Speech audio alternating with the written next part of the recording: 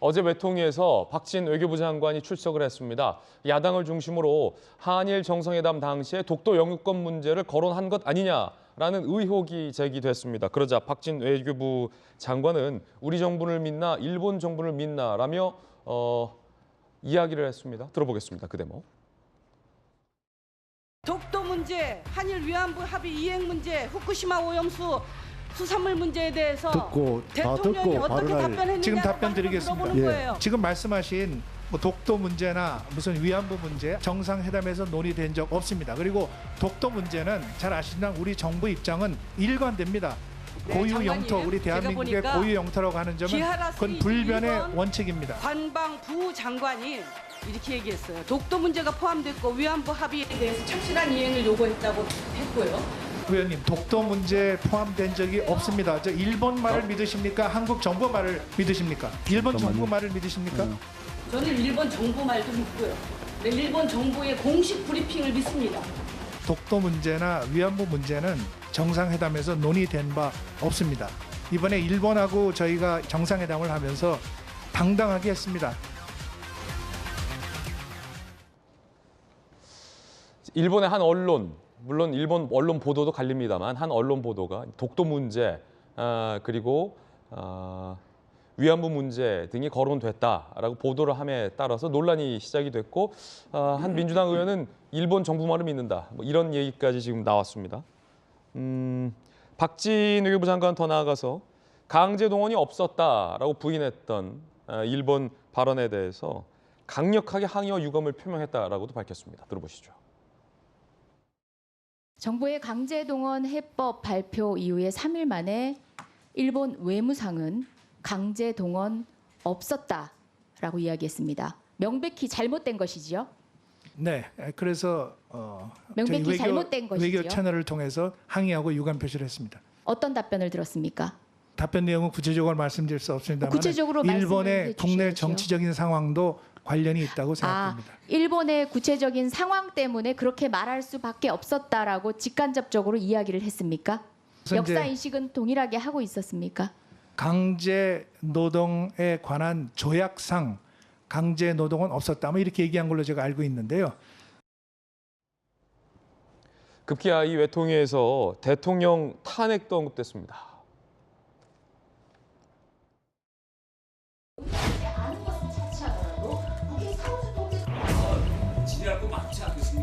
한일 관계 미래를 위한 결단이라는 주장은 을사보호조약 때 을사오족들이 똑같은 주장을 했고 대통령과 장관 행위는 헌법 제65조가 규정한 명백한 탄핵 사유에 해당된다라고 봅니다.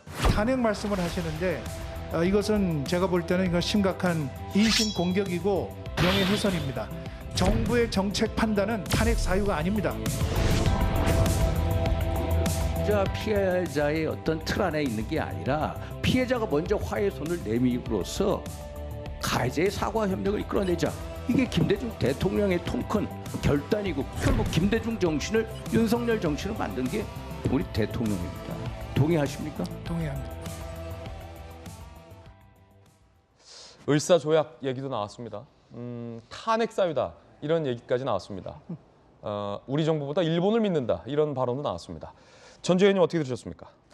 그러니까 저 윤 대통령이 얘기하신 것처럼 결국은 반일을 외치면서 이득을 취하려는 세력이 있다. 지금 이런 얘기가 나오는 거죠. 하나하나 좀 짚어보겠습니다.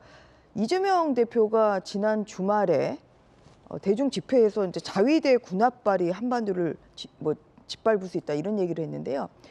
이게 자위대가 우리나라에 들어올 수가 없어요. 왜냐하면 2015년 미국과 일본 사이에 가이드라인을 외교의 국방에 대한 가이드라인을 협의를 할 때 우리나라의 동의 없이는 자위대가 우리나라에 들어올 수 없게 그렇게 이미 합의된 바가 있습니다. 그럼에도 불구하고 지금 굉장히 선동적이죠. 자위대 군합발 같은 이야기는. 그래서 그런 면에서 결국은 이 민주당이 과연 우리나라 편인가 아니면 정말 일본 편인가를 묻지 않을 수가 없다는 것이죠. 그리고 탄핵도 그래요. 결국은 민주당이 하고 싶은 얘기는 어떤 대통령의 탄핵 이것은 될 수는 없는 거지만 결국은 이제 본인들이 어떻게라도 끌어내리겠다. 사실 이러한 어떤 그 정말 그 반정부 감정을 저는 적나라하게 드러냈다고 생각을 합니다. 대한민국의 이익은 관계는 없고 윤석열 정부를 끌어내리고 그리고 윤석열 정부가 안 되는 것이 결국은 민주당을 위한 것이다. 이러한 의식이 이러한 내재적인 의식이 저는 표현된 거라고 보는데 사실 민주당이 지금 보이는 여러 가지 행동은 사실 그것과 뭐 크게 다르지 않습니다. 그리고 이 대통령이 되면 책임을 져야 되는 자리입니다. 지금 이 5년 동안 정지된 이 한일 관계를 그러면 전 정부, 문재인 정부처럼 그러면 그냥 두고만 볼 건가요? 이게 경제적인 상황, 세계 경제적인 상황, 그리고 대북 관계, 그리고 국제적인 정세가 굉장히 달라졌습니다. 여기에서 대통령은 어떤가, 무엇인가를 당연히 앞으로 나아가야 되는 그러한 자리에 있는 것이고 5년 동안 이렇게 엉망으로 한일 관계를 만들어 놓고 이것을 좀 복원을 시키려는 이 노력조차 이것을 무슨 신을사오적이라 이렇게 폄훼하는 것이야말로 저는 정말 진지한 과거에 대한 어떤 그런 5년 동안의 한일 관계가 계속 정체된 것에 대한 아무런 진지한 반성이나 아니면은 그 내찰이 없었다 저는 이제 그런 생각이 들고요.